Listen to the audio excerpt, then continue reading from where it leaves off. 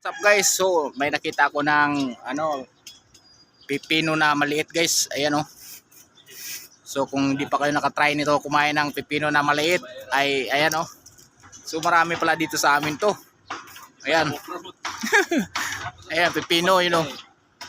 May nakita ko sa vlogger na pipino raw to eh. So titikman natin kung pipino ba talaga. Si Kuya Tapa nga kumakain ng uod eh. Dapat kinakain mo naman yung mga ramo. Parang siya, mapait-pait pero siya, malutong eh. Hmm?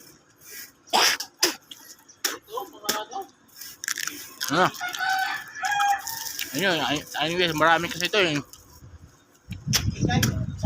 Ayan nga, mapait kasi. Di katulad sa pipino ni mapait eh. Ayan guys, oh, ayan oh.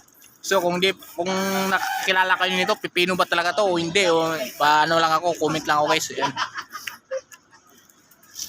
Ayan guys, yung pipino. Yan o. Pipino maliit guys. Pero pagkainin mo siya, para mapait.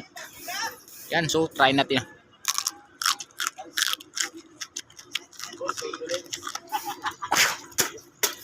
Pait guys.